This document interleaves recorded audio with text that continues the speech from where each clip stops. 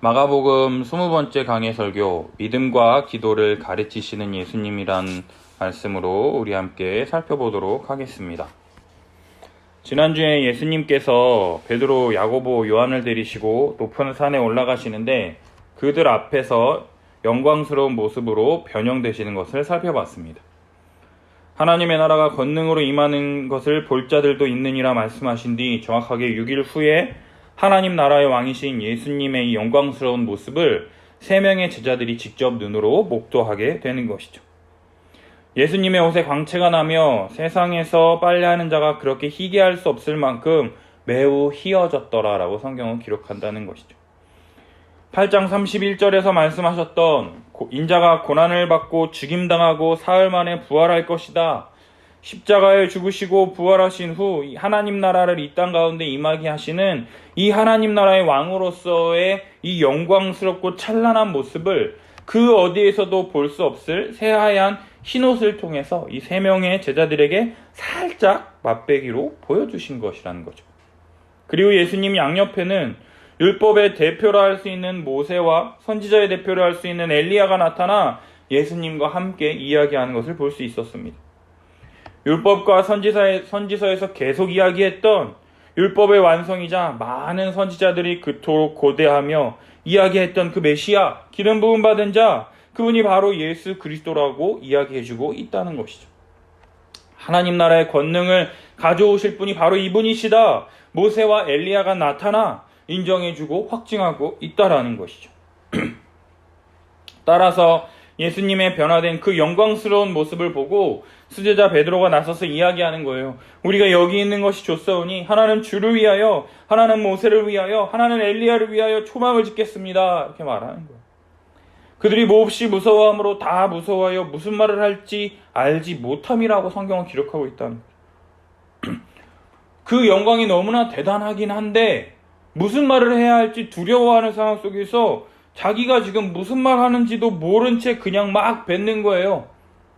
우리가 막 유명한 사람, 너무 잘생긴 사람 만나면 말문이 턱 막혀가지고 아무 말도 못하고 막 그러는 우리의 경험 그런 게 있잖아요. 너무나도 놀라운 사람, 막 그런 사람 있으면 갑자기 머리 하얘지면서 아무 말도 못하는 것처럼 자기가 무슨 말 하는지도 모른 채 그 예수님의 변화된 영광이 너무나도 크고 놀라우니까 무슨 말이라도 해야 하긴 하겠는데 무슨 말인지도 모른 채 그냥 자신도 모른 채 초막 짓고 여기서 살겠다라고 말한다라는 것이죠. 예수님의 말씀에 따르면 고난받고 죽은 후에 사흘 만에 다시 살아나야 할 것이다라고 하는 것을 완전히 이해하지 못했기 때문에 부활 후에 얻으실 영광을 잠깐 보여주시며 이분이 구약에 나타난 하나님의 인정을 통한 모든 영광 받으실 메시아라는 것을 확실하게 보여주는 것인데 그걸 잠깐 보고서는 와 좋다. 그냥 예수님은 고난과 죽음 후에 이러한 영광이 있을 것이다 라고 명확하게 말씀하시는데 그런 것들은 생각하지도 않고 그냥 여기서 함께 살고 싶다라고 베드로가 이야기하고 있는 것이죠. 이런 상황 속에서 마침 구름이 와서 그들을 덮으며 구름에서 소리가 납니다. 이는 내 사랑하는 아들이니 너희는 그의 말을 들으라 하는지라. 바로 하나님께서 제자들에게 하시는 말씀이에요. 그는 내가 보낸 메시아 그리스도이니 너희는 그의 말을 들으라. 하나님께서 예수님을 이 땅에서 고난받고 십자가에 죽도록 보내신 내 아들이며 너희는 그의 말을 들으라라고 3번째로 하나님께서 도장 찍어주는 거예요. 확실하게 1번도 아니고 2번도 아니고 3번씩이나 이가 내가 보낸 메시아 그리스도다라고 확실하게 도장 찍고 계시더라는 거죠. 오직 예수 그리스도의 십자가의 죽으심을 통해서만 그 나라가 완성될 것을 계속해서 성경은 이야기하고 있다라는 거예요. 이 일이 있은 후에 제자들과 예수님이 산에서 내려올 때 예수님께서 제자들에게 경고하세요. 인자가 죽은 자 가운데서 살아날 때까지는 본 것을 아무에게도 이르지 말라 말씀하시는 거죠. 제자들은 이 말씀을 마음에 계속 새겨둡니다. 그러면서 질문해요. 죽은 자 가운데서 살아나는 게 뭡니까 예수님? 예수님이 어떤 분이신지 누구이신지 온전히 깨닫지 못하고 있는 상황이라는 거죠. 하나님의 아들로서 십자가 사역 이후에 받으실 그 영광과 찬란함, 율법과 선지자들의 예언을 따라 이 땅에 오셨으며 하나님께서 직접 인정해 주시는 이 메시아 기름 부음 받은 자로서 하나님 나라를 이 땅에 가져다 주기 위해서 이 땅에 오셨다라는 것을 3번씩이나 명확하고 확실하게 나타내 보이셨음에도 불구하고 자신들의 이런 기대와 생각들과는 다른 그런 것들 때문에 이 뜻을 깨닫지 못한 채 헛소리하는 것을 예방하기 위해서 예수님께서 말하지 말라 말씀하셨다라는 거예요. 그러자 11절 제자들이 예수님께 질문합니다. 예수님, 엘리야가 먼저 와서 모든 것을 회복할 것이다 라고 말하는데 왜 엘리야가 먼저 와야 합니까? 그러니까 예수님이 엘리야가 와서 아버지의 마음을 자녀에게로 돌이키고 자녀의 마음을 아버지께로 돌이키게 할 것이다. 따라서 너희들이 엘리야 오기를 기다리는데 성경에 보면 인자가 많은 고난을 받고 멸시를 당하리라 기록되었는데 그것은 왜 그렇게 쓰여진 거냐? 오히려 되물으신다는 거죠. 사람들이 엘리야 기다리는데 엘리야에게 나타난 결과가 무엇이냐? 아합과 이세벨에게 핍박받는 것이었어요. 엘리야가 아합과 이세벨에게 핍박받고 고난받은 것처럼 너희들이 그토록 기다리는 그 엘리야, 그가 와서 해야 할 일이 무엇이냐? 고난받고 배척받는 것. 8장 31절에 말씀하셨던 장로들과 대제사장들과 서기관들에게 버림받아 죽임당하고 사흘 만에 다시 살아날 것에 대해서 예수님이 말씀하셨던 이 십자가 사역에 대해서 다시 한번 확실하게 나타내 보여주신다라는 거예요. 내가 확실히 말하노니 엘리야가 왔을 때 기록한 바와 같이 사람들이 함부로 대우하였느니라 말씀하신다라는 거죠. 하나님 나라를 이 땅 가운데 가져오게 하시려고 이 땅에 오신 이 예수님을 몰라보고 자신들의 기대와 이 다른 이 메시아로 오신 이 예수님을 십자가에 못 박으라 외쳤던 자들을 위하여 십자가에 달리시고 고난과 배척을 받으신 이 예수 그리스도의 십자가 사역에 대해서 다시 한번 말씀하고 계시다라는 거예요. 이 은혜를 받은 자들, 이 은혜를 받은 자들, 너무나도 무가치하고 자격이 없는 이 벌레 같은 날 위하여 하나님이 너무나도 큰 대가를 지불하셨기 때문에 그 은혜를 안다면 하나님의 사랑을 알 수밖에 없어요. 신앙이 깊어지면 깊어질수록 하나님에 대해서 알면 알아갈수록 내가 얼마나 큰 죄인인지 아무런 소망이 없는 자인지를 더욱더 알게 될 것이에요. 말씀을 많이 들어서 알아요. 근데 그렇게 살고 싶은데 살 수가 없잖아요. 왜요? 내 안에 죄 때문에. 선줄로 생각하는 자는 넘어질까? 조심하라. 난 이제 이 부분에 있어서는 완벽해. 난 이 부분에 있어서는 극복했어. 근데 그 순간 넘어질까? 조심하라라는 게 바로 우리의 인생이죠. 우리 날마다 고백하지 않습니까? 먹을 것과 입을 것이 있으면 족한 줄 알라. 근데 족하지 못해요. 내일 일은 내일 염려하라라고 말씀하시는데 내일 염려는커녕 다음 달에 뭐 하지? 이게 생각하는 게 우리라는 거예요. 그래서 하나님께서요, 우리의 죄를 사하시기 위해서 그 어떠한 우리의 치유 못할 그 어떠한 죄라 할지라도 그 죄를 해결하시기 위해서는 자신의 하나뿐인 독생자 아들을 이 땅에 보내실 수밖에 없었다라는 거예요. 이 독생자의 십자가의 죽음, 그 은혜에 대해서 더욱 밝히 드러내신다라는 거예요. 내가 얼마나 큰 죄인이고 자격이 없으며 저주받아 마땅하고 영원한 지옥 형벌 받아도 아무 말할 수 없는 자임에도 불구하고 하나님이 우리를 위해서 행하신 것이 얼마나 큰 은혜이며 하나님께서 치르신 희생이 얼마나 큰 것인지를 알게 되는 것, 우리에게 베풀어 주신 자비가 어떠한 것인지를 알아가는 것이 바로 우리의 신앙생활이라는 거예요. 이 말씀을 마치시고 베드로, 야고보, 요한이 예수님과 함께 산에서 내려와 나머지 제자들에게 갑니다. 가서 보니 큰 무리가 제자들을 둘러싸고 있고 서기관들이 제자들과 더불어 변론하는 것을 볼 수 있습니다. 15절. 온 무리가 예수님을 보고 놀라며 달려와 문안합니다. 예수님이다 하면서 모든 사람들이 예수님께 가가지고 인사하는 거죠. 그러자 예수님이 질문하십니다. 너희가 무엇을 그들과 변론하느냐? 무리 중에 하나가 대답합니다. 선생님, 말 못하게 귀신 들린 이 내 아들을 선생님께 데려왔나이다. 귀신이 어디서든지 그를 잡으면 거꾸러져 거품을 흘리며 이를 갈며 파리해지게 됩니다.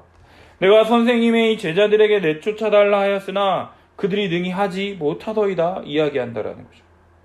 마가복음 6장 12, 13절을 살펴보면요, 귀신을 쫓아내며 병든 자들을 고쳤던 제자들인데 왜 여기서는 귀신을 내쫓지 못하는 것일까요? 우리 마가복음 6장 12절 13절 함께 읽습니다.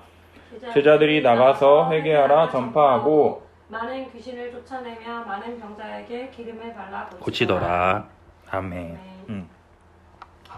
귀신 들린 아들을 둔 이 아버지는요, 예수님께 귀신을 내쫓아달라고 구하려고 찾아왔으나 예수님이 지금 이 베드로, 야고보, 요한과 함께 산에 올라가 계시기 때문에 다시 우리로 따지면 내일 다시 방문한다거나 아니면 다음에 또 찾아오면 될 텐데 왜 제자들에게 귀신을 내쫓아주기를 간구하는 것일까요?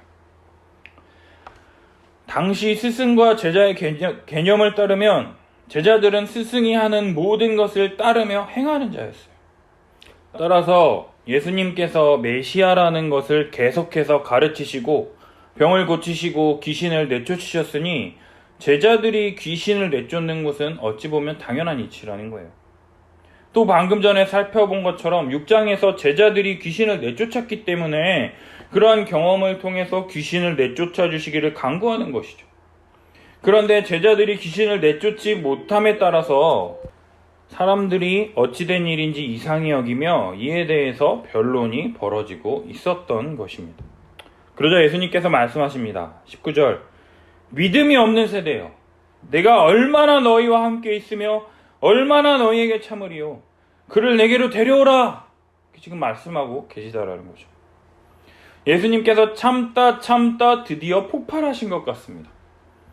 오병이어의 기적을 보고 난 뒤에도 떡이 없음으로 걱정하는 제자들에게 화 한 번 내지 않으시고 다시 한번 이 칠병이어의 기적을 나타내 보이신 우리 예수님, 칠병이어의 기적 이후에도 떡 1개밖에 가져오지 않은 것에 대해서 걱정하는 제자들에게 아직도 알지 못하며 깨닫지 못하느냐, 너희 마음이 둔하냐 책망하셨던 이 예수님께서 이 세 번째 드디어 폭발하시는 거예요.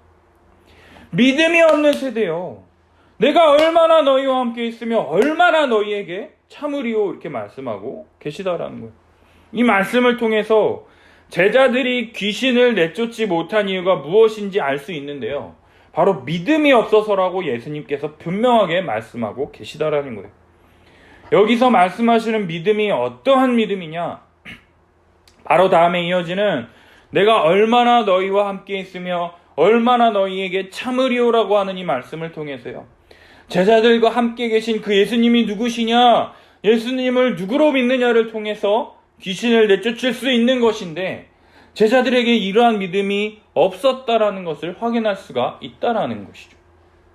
바로 우리 지난주에 예수님의 이 메시아 되심의 영광스러운 모습을 3번이나 봤음에도 불구하고 깨닫지 못하는 베드로, 야고보, 요한이나 예수님과 함께 이 공생의 기간 동안 생활하며 말씀을 배웠음에도 불구하고 예수님을 메시아로 깨닫지 못하는 이 9명의 제자들의 공통점이 무엇이냐? 바로 믿음이 없었다라는 것이에요. 사람들에게 버림받아 죽임당하고 사흘 만에 살아나야 하리라 직접 말씀하셨고 하나님께 음성으로 너희는 그의 말을 들으라 말씀해 주셨음에도 불구하고 예수님이 무엇을 위해 이 땅에 오셨으며 어떠한 일을 행하러 오셨는지 전혀 알지도 못하고 깨닫지도 못하는 이 믿음 없는 이 한심한 모습에 대해서 예수님께서 한탄하시며 귀신 들린 사람을 데려오라라고 말씀하고 계시다라는 거죠. 산 위에서 3명의 제자들에게만 보여주셨던 예수님의 권세와 능력을 이 12명의 모든 제자들 앞에서 보여주시려는 것이에요. 20절, 예수님께 아이를 데려오니 귀신이 예수를 보고 심히 경련을 일으키며 땅에 엎드려져 구르며 거품을 흘리는 장면을 볼 수가 있습니다. 오늘 본문에 나온 귀신이 마가복음 5장에 나온 군대 귀신보다 특별히 더 세고 강한 귀신이라서 제자들이 내쫓지 못한 것이 아니라요, 예수님을 보자마자 귀신도 벌벌 떠는 우리 예수님, 사탄의 권세를 멸하시고 이 땅에 하나님 나라를 가져오시는 메시아라는 것을요, 귀신들도 알고 예수님 앞에 엎드려 구르며 거품 흘리며 벌벌 떠는데 예수님 옆에서 가르침을 듣고 먹고 마시면서 자신들의 눈으로 직접 봤음에도 불구하고 십자가에 대한 믿음이 없는 제자들은요, 자기와 함께 계시고 자기가 어떤 일을 하시려고 이 땅에 오셨는지를 친히 말씀해 주시고, 또 특별히 3명의 제자들에게는 예수님의 영광스러운 모습을 나타내 보이셨음에도 불구하고 그게 어떤 의미인지 깨닫지 못하는 베드로, 야고보, 요한의 이 모습이나 산 아래에 있는 나머지 9명의 이 제자들의 모습이 여전히 이 예수님에 대해서, 예수님의 이 예자의 이응자도 모르는 일이 지금 발생하고 있다라는 것이에요. 귀신이 경련을 일으키고 엎드려 구르며 거품 흘리는 모습을 보시고 예수님께서 그 아버지에게 물으십니다. 언제부터 이렇게 되었느냐? 어릴 때부터입니다. 귀신이 그를 죽이려고 불과 물에 자주 던졌나이다. 그러나 하실 수 있거든 우리를 불쌍히 여기사 도와주시옵소서.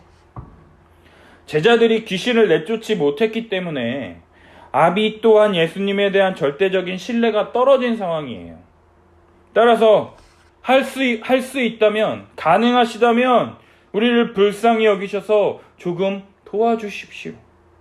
선생님, 하실 수 있으면 좀 우리를 불쌍히 여겨서 도와주시옵소서, 이렇게 얘기하는 거예요. 이러한 아비를 향해서 예수님께서 말씀하십니다. 할 수 있거든이 무엇이냐? 믿는 자에게는 능히 하지 못할 일이 없느니라. 이렇게 지금 말씀하고 계세요. 우리 많은 성도들이 좋아하고 많이 붙드는 말씀입니다. 제가 많은 성도들에게 어떤 말씀 가장 좋아하십니까? 물어보면은 항상 이게 거의 원투로 이렇게 꼽혀요. 바로 이 말씀. 믿는 자에게는 능히 하지 못할 일이 없다라고 하는데, 무엇을 믿는다라는 것이냐예요. 무엇을 믿는다라는 거예요. 자기 자녀가 교회도 잘 안 나가고 믿음도 없는데 때가 되면 주님이 인도해 주셔서 좋은 사람 만나서 결혼하고 믿음 생활 잘할 것이다라는 생각대로 될 것을 믿는다라는 것을 말하는 걸까요? 아니면 자신의 아파트 가격이 올라서 집 한 채 더 사서 월세 놓고 그 돈으로 노후 걱정 없이 살 수 있도록 복 주시는 하나님을 믿는다라는 것일까요? 이 본문에서 말하는 믿는 자에게 능히 하지 못할 일이 없다라는 것은요, 바로 우리 주 예수 그리스도께서 이 십자가의 죽으심과 부활로 사탄의 권세를 멸하시고 이 땅 가운데 하나님의 나라를 가져오시는 이 참된 메시아, 십자가의 죽으심과 이 부활을 통해서 그들을 구원할 메시아, 구원자로 믿는 자에게는 예수 그리스도로 말미암아 죄와 사망의 권세를 패하심으로 죄와 사망이 더 이상 왕노릇을 하지 못하며 병고침과 나음을 입는, 구원받는 모든 것이 가능하다라고 지금 말씀하고 계신다라는 거예요. 그러자 이 말씀을 들은 그 아비의 반응이 어떻습니까? 24절. 소리를 질러 이르되 내가 믿나이다. 나의 믿음 없는 것을 도와주소서 하는 것을 볼 수 있다라는 거예요. 사랑하는 여러분, 제자들과 귀신 들린 아버지의 첫 번째 반응은 똑같았어요. 둘 다 믿음이 없는 세대라는 거예요. 예수님께서 십자가의 죽으심과 부활로 사탄의 권세를 물리치시고 하나님의 나라를 가져오시는 이 메시아임에도 불구하고 자신들의 생각과 기대하는 바가 달랐기 때문에 들으려 하지도 않았고 믿으려 하지도 않았다라는 것이에요. 항상 옆에 계시며 귀한 말씀을 주셔도 귀한 줄을 모르고 허투루 듣는 이 제자들과 할 수 있거든 불쌍히 여기서 도와주소서라고 말했더니 아버지였지만 예수님의 가르침 앞에서요, 이 아버지의 반응은 달랐어요. 24절. 소리를 질러 이르되 내가 믿습니다. 나의 믿음 없는 것을 좀 도와주시옵소서. 이렇게 외치며 간청하는 것을 볼 수가 있다라는 거예요. 사랑하는 여러분, 귀신 들린 아들을 둔 이 아버지를 통해서요, 우리가 가져야 할 자세가 무엇인지를 배울 수가 있다라는 거예요. 우리가 믿음을 갖기 위해서는요, 제일 먼저 자신의 믿음 없음을 철저하게 인정하고 고백하고 하나님 앞에서 도움을 구하는 것이 우리들에게 필요한 모습이라는 것이에요. 많은 사람들이요, 복음에 대해서 한 번 듣거나 여러 번 들은 것이라면 대충 알고 있다고 생각하며 자신이 알고 있는 것과 크게 다르지 않다면 자신은 잘 믿고 있다고 생각합니다. 그러나 우리가 배웠듯이요, 그것은 믿음이 아니라는 것이에요. 그냥 들은 것일 뿐이고 스쳐 지나간 것일 뿐이라는 거예요. 우리 모두가 영어를 다 아는데 왜 영어를 잘 못합니까? 그것과 같은 원리라는 거예요. 아는 것과 믿는 것은 다른 거예요. 영어를 잘하는 사람들의 특징이 무엇인지 아십니까? 내가 영어를 잘 못한다라는 것을 인정하고요, 처음부터 하나하나씩 기초부터 배우고 공부한 사람들이 영어를 잘한다라는 것이에요. 영어 단어를 배우고, 이거는 동사고, 이건 뜻이 무엇이고, 주어, 동사, 목적어, 삼형식, 주어, 동사, 목적어, 목적보어, 사형식, 뭐 직접 목적어, 간접 목적어, 막 이래서 오형식 막 배워서 막 뭐 조동사는 뭐고 막 뭐 미래는 뭐고 뭐 과거고 뭐 과거 완료고 과거 분사고 막 여러 가지 내가 알고 있어도 이게 이거였구나 하면서 다시 한번 그렇게 배운다라는 거죠.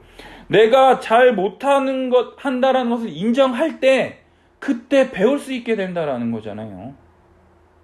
예수님에 대한 믿음도 마찬가지라는 거예요.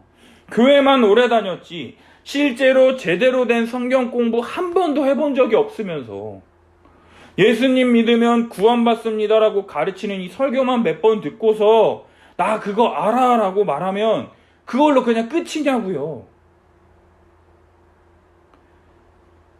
만고 불변의 법칙이 있잖아요. 쉽게 얻게 된 것은 쉬 사라지게 된다라는 거.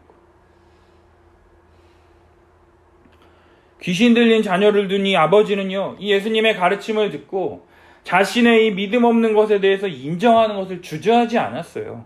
왜요? 자신의 믿음 없는 것에 대해서 많은 사람들 앞에서 인정하는 부끄러움보다 더 중요하고 시급하고 긴급한 것, 자신의 아들이 어렸을 때부터 고통당하는 것을 해결할 수만 있다면 그 어떤 것이라도 하지 않을 수 없었다라는 거예요. 따라서 아버지는 큰 소리로 외쳐서 말하는 거예요. 내가 믿나이다. 나의 믿음 없는 것을 도와주소서 하면서 엉엉 울지 않았을까요? 우리 수련회나 어디 기도회 시간에 주여 하면서 은혜를 주시옵소서 막 우리 울면서 기도하는 것처럼 이 귀신 들린 아버지도 그렇게 하지 않았을까? 이러한 모습을 통해서 알 수 있는 것은 자신의 이 믿음 없음을 인정하며 주님의 은혜를 구하는 모습, 그것이 바로 참된 신자의 모습이라는 것이에요. 제가 골목식당을 항상 빠짐없이 보는데 이번 주에 어떠한 사장님이 나왔냐면 가게 보증금도 다 까먹고 장사가 안 되니까 보증금 낼 돈이 월세 낼 돈이 없으니까 보증금을 그 월세로 다 까먹은 거예요. 그리고 자기가 열심히 노력해도 장사가 안 되니까 다 포기하고 이제 가게 뺄 날만 기다리고 있는 이 사장님이 골목식당을 이제 촬영을 하게 됐어요. 백종원이 음식 맛을 보는데 음식 맛보다 더 중요하게 생각하는 것이 있는데 바로 그게 뭐냐? 바로 위생이라는 거죠. 가게 내부가 완전히 엉망이었어요. 튀김집이었는데 기름때가 막 장난 아니고 까맣고 막 뭐 이렇게 막 엄청 더러운. 그러니까 백종원이 내린 솔루션이 뭐였느냐? 사장님한테 일주일 동안 가게 청소하라는 거였어요. 딴데 여기 다 하라면 사장님 짐 빠지니까 여기만, 싱크대 여기만 다 치우라고 하니까 사장님이 거기뿐만 아니라 여기 왼쪽에 있는 다른 데까지 좀 더 이렇게 청소를 했더라고요. 그래서 그 일주일이 지난 후에 백종원이 가가지고 또 어떻게 했느냐, 사장님이 청소하지 않은 구석구석까지 다 이렇게 드러내면서 여기를 청소해야 된다고 막 이렇게 알려주는 거예요.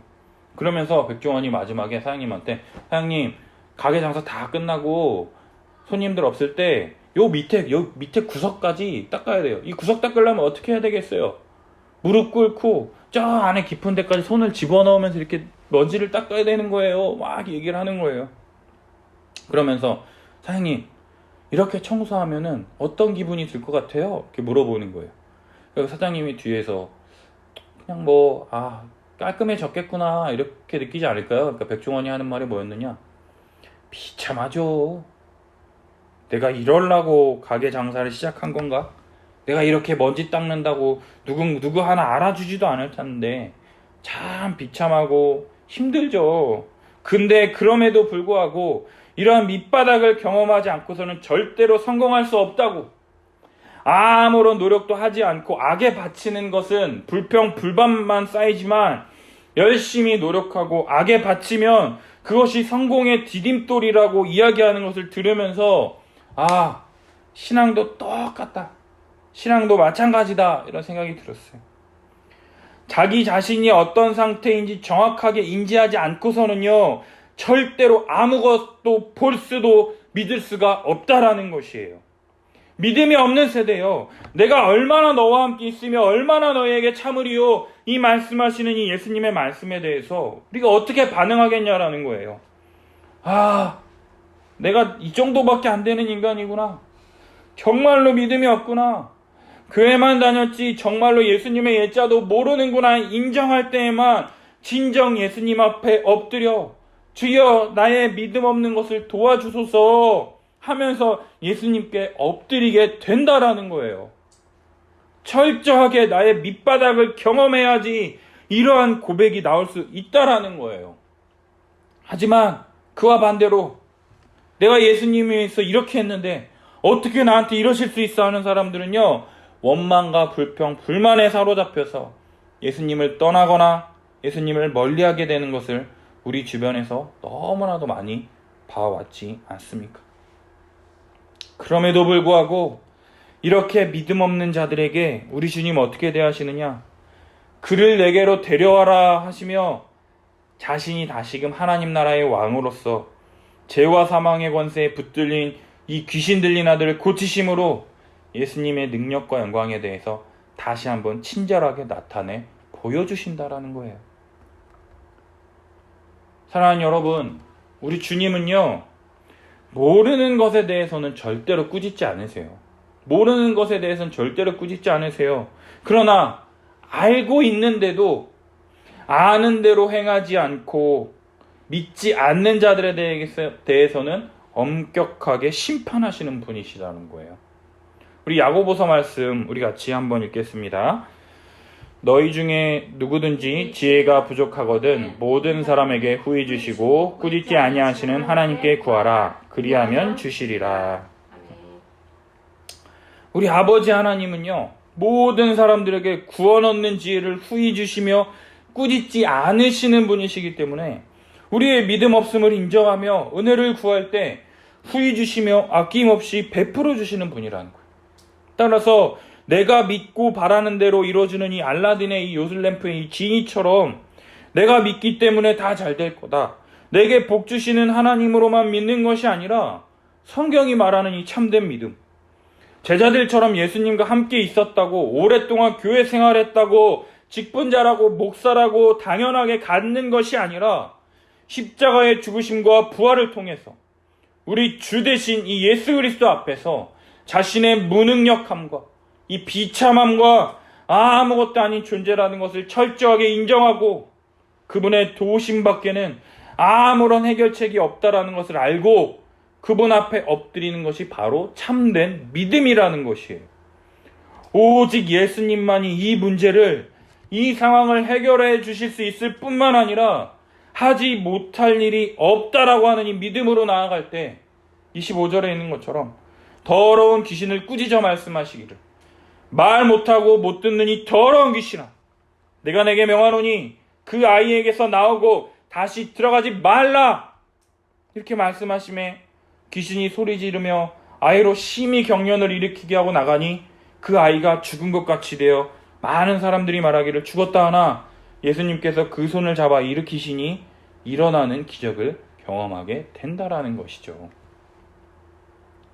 여러분, 우리들이 일상을 살아갈 때 정말로 믿음으로, 이러한 참된 믿음으로 살아가십니까?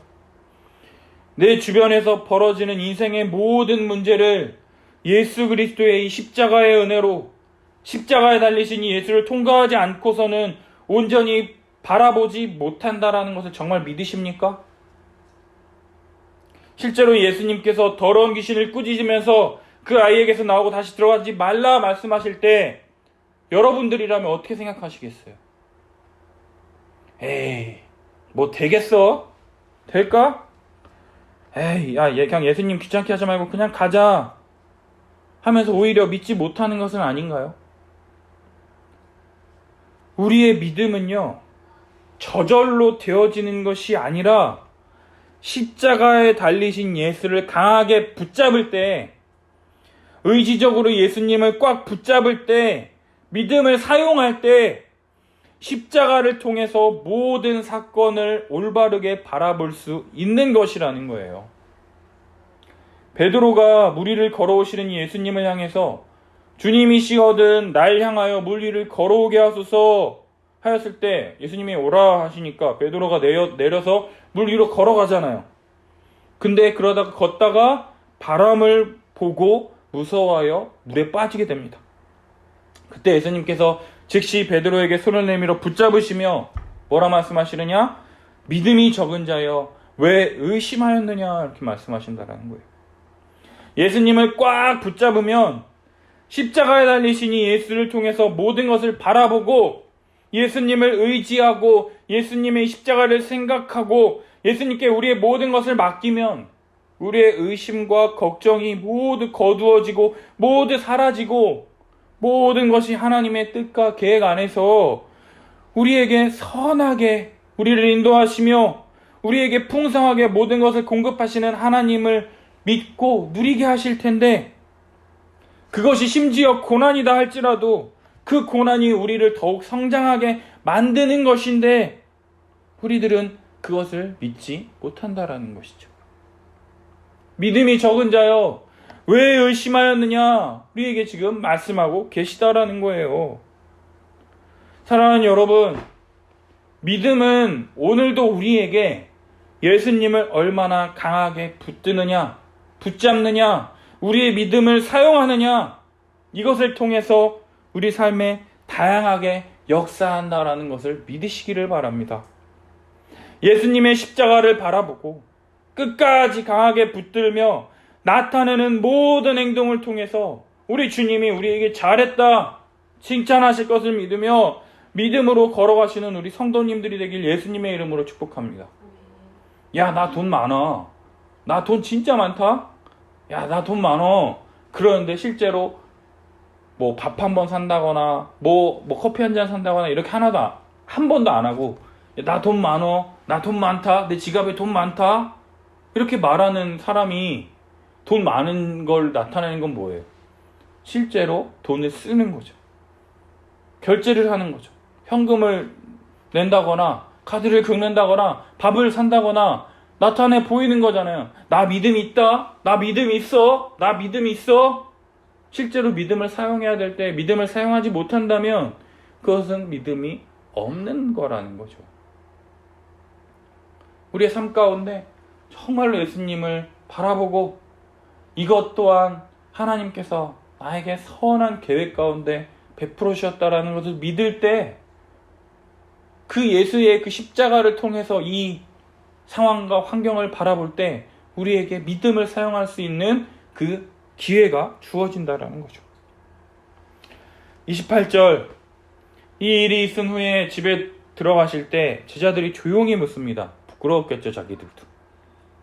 예수님, 우리는 어찌하여 등이 그 귀신을 쫓아내지 못한 겁니까?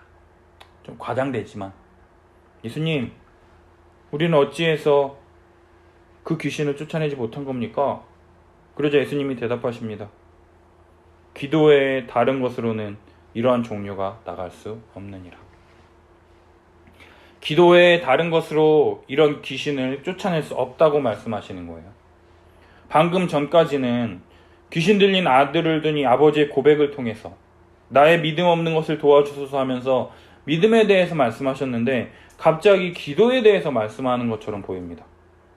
그러나 믿음과 기도는 서로 다른 이야기가 아니라는 거예요. 기도는 누가 합니까? 바로 예수 그리스도를 믿는 사람만이 하나님께 드릴 수 있는 거라는 거예요.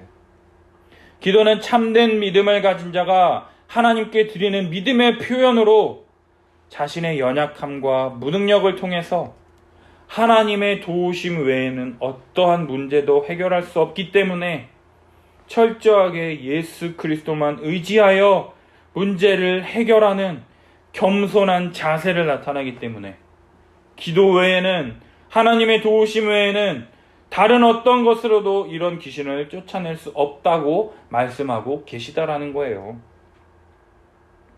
예수 그리스도께서 십자가의 죽으심과 부활을 통해서 사탄의 권세를 물리치시고 하나님의 나라를 이 땅 가운데 가져오셔서 그를 믿는 자들에게 하나님 나라에 들어갈 수 있도록 은혜를 베풀어 주셨으며, 주님 다시 오실 때 최종적으로 우리에게 완전한 하나님 나라를 가져다 주실 것을 소망해야지만 기도할 수 있다라는 거예요. 이 사실을 알지 못하면요, 남녀호랑객교, 불교, 신천지는 이단이니까 빼고 그저 정한수 떠다 놓고 나무 아래에서 이렇게 기도하는 그런 샤머니즘적 기도와 차이가 하나도 없다라는 거예요. 12명의 제자들은요, 마가복음 6장 7절을 살펴보면 귀신을 쫓아내본 경험이 있습니다. 우리 마가복음 6장 7절 함께 읽어볼게요. 시작. 12제자를 부르사 둘씩 보내시며 더러운 귀신을 제어하는 권능을 주시고. 아멘. 귀신을 내쫓아본 경험이 있기 때문에 아주 당당하게 나섰을지 모르겠어요. 에이, 뭐 이런 것쯤이야. 그러나 많은 사람들 앞에서 귀신을 내쫓지 못했기 때문에 적잖이 당황하거나 많은 부끄러움을 당했을 수 있습니다. 그러나 말씀을 보면은요, 귀신을 제어하는 권능이 어디로부터 시작되느냐? 바로 그러한 능력을 예수님께 받아서 행한 것으로 볼 수 있어요. 더러운 귀신을 제어하는 권능을 주시고, 누가 주시느냐? 예수님께 받아서 이러한 일을 행한다라는 거죠. 그러나 오늘 본문에서는 귀신을 내쫓으려는 그러한 능력이 마치 자신의 것이냐, 예수님께 받은 권능, 예수님을 의지하는 믿음, 예수님의 도우심을 구하지 않고 죽기를 시도했기 때문에 실패했다라는 거예요. 성경을 보면은요, 제자들이 되게 못나 보이고 어리석어 보이는데요, 이러한 제자들의 모습이 바로 나의 모습이라는 것이죠.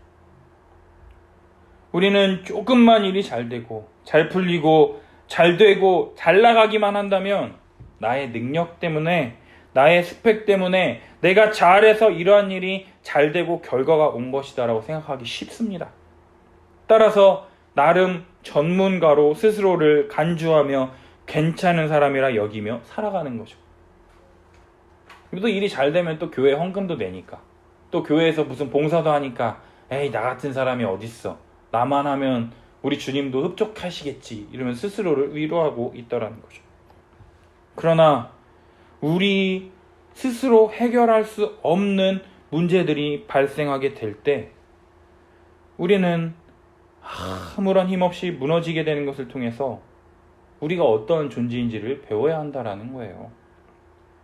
깨달아야 한다라는 거예요. 예수님의 이 십자가를 의지하지 않았기 때문에 이 겪게 되는 많은 이 어려움들을 통해서 예수 그리스도의 십자가와 부활을 통해서 임하는 하나님 나라의 원리를 다시금 기억하고 배워야 한다라는 거예요. 바로 그것이 바로 믿음이라는 것이에요. 사랑하는 여러분, 이전까지는요, 우리들의 기도가 내가 원하는 것, 내가 바라는 것들을 구하는 이방인들의 기도와 차이점이 하나도 없었다 할지라도 이제 지금부터는, 이 말씀을 들은 이후부터는요, 예수님께서 하나님 나라의 왕, 메시아로 내 죄를 해결하시고 나를 구원하시기 위해서 이 땅에 오셨다라는 것을 믿음으로 주님 다시 오실 때 내 믿음이 참되다는 것을 확증될 것을 믿고 주님이 원하시고 바라시는 기도를 하며 나아갔으면 좋겠습니다. 일이 안 풀리고 어렵고 힘든 일이 계속된다 할지라도 나를 그냥 내버려 두지 않으시고 내게 이 구원의 길, 구원을 행하시려고 하는 이 하나님을 더욱 의지함으로 하나님을 의지하는 이 믿음을 사용해서 기도하며 나아갔으면 좋겠습니다. 나는 낙심하고 포기한다 할지라도 절대로 나를 포기하지 않으시고 우리를 구원하시는 그 하나님을 끝까지 의지하며 붙잡았으면 좋겠어요. 그렇다면 이전과는 다른 나와 나의 필요와 원하는 바가 아니라 우리가 무엇을 위해서 기도해야 할까요? 첫 번째로 우리의 아버지 되시는 하나님께 우리에게 필요한 일용할 양식을 공급해 주시도록 기도해야 한다라는 거예요. 우리가 하나님의 사람들로서 다른 사람들을 섬기고 사랑하기 위해서는요, 먹을 것, 입을 것을 구해야 해요. 그 외에 먹을 것이 있고 입을 것이 있다면 자족해야 하는 것이 우리들에게 필요한 것이죠.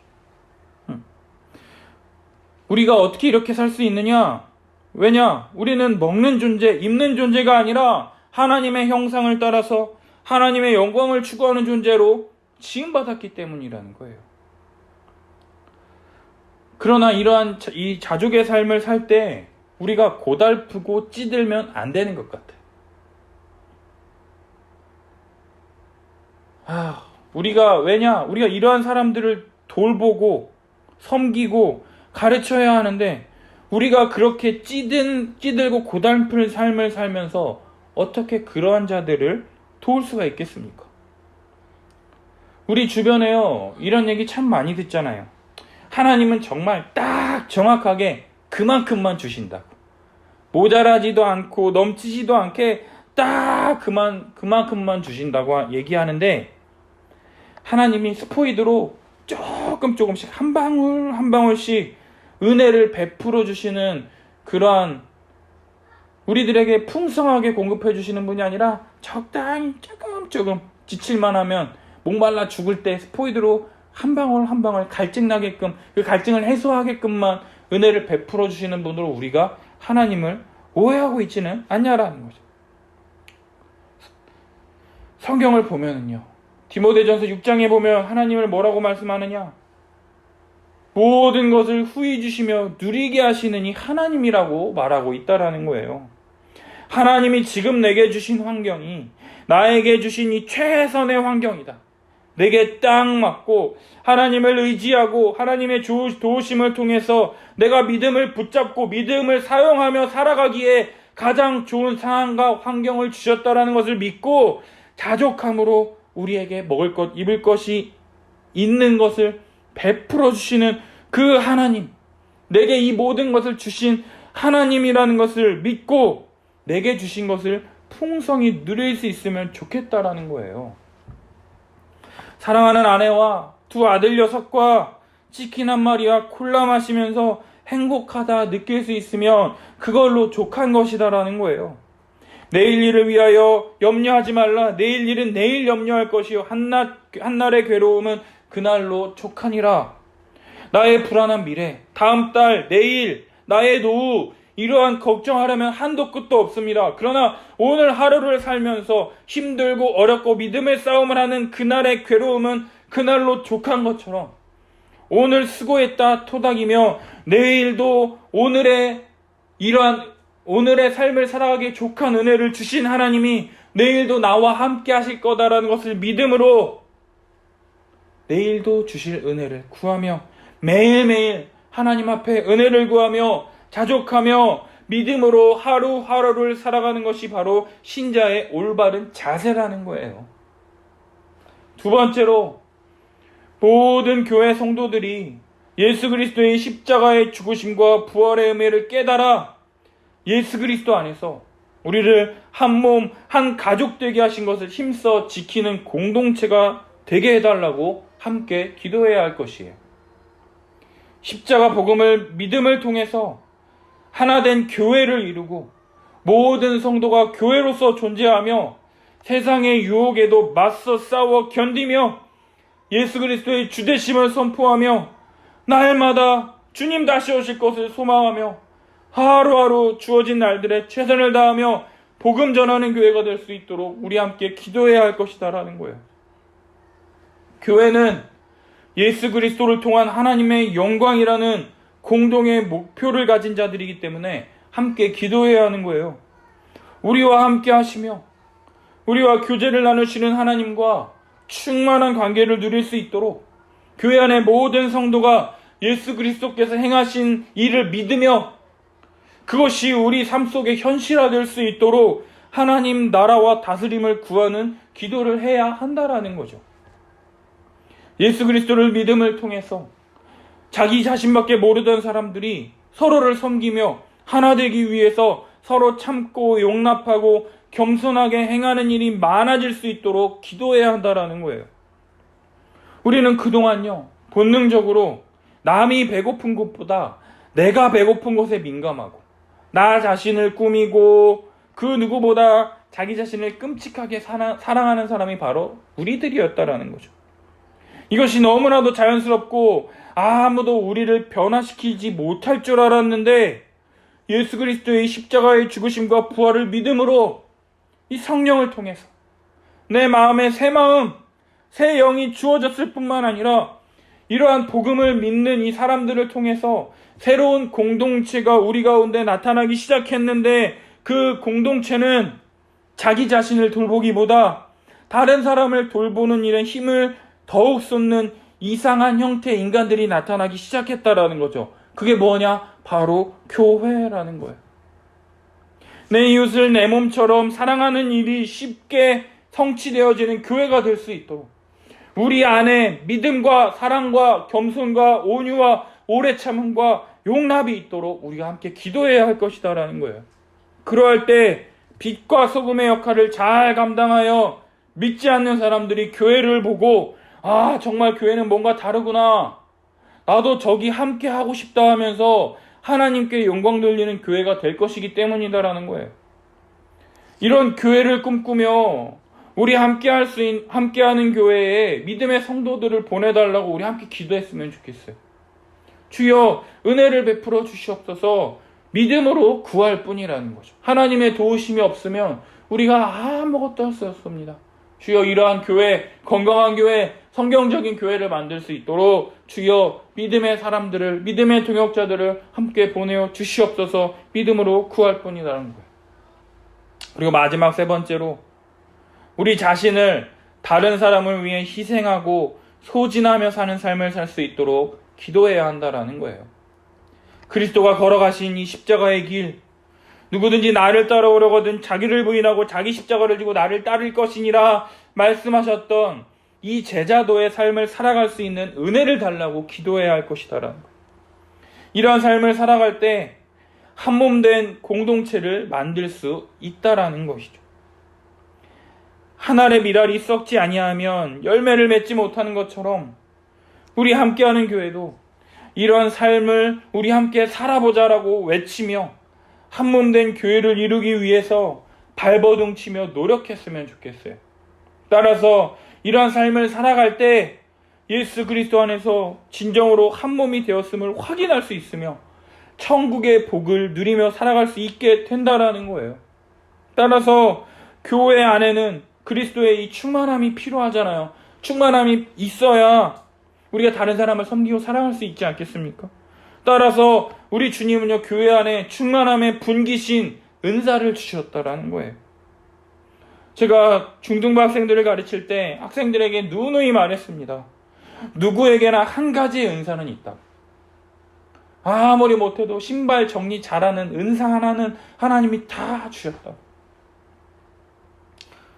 우리 각자는요, 다 우리가 가진 은사들로 서로를 위해서 사용할 때 나는 한 가지의 은사 혹은 두세 가지의 은사밖에 없지만 만약에 10명의 사람이라고 할 때 나는 한 가지의 은사밖에 없지만 나를 제외한 9명의 성도들이 나를 위해서 그 은사를 사용한다면 나는 그 9가지의 은사를 누릴 수 있는 것 아니겠습니까?